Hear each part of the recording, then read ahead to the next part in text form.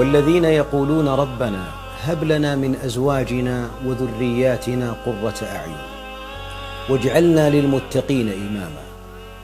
حتى تكون الزوجة والأبناء قرة أعين عليك أيها الزوج بالتقوى الله، فإنه لا حياة ولا استقرار ولا سعادة بل ولا إمامة في الدين حتى تقر العين بصلاحهم، وفرق بين أن تقر عينه وبين أن تقور عينه.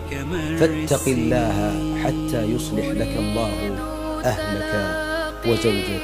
ربنا أصلحنا وأصلح بنا. وأشتاقكم كل آن وحين تجلى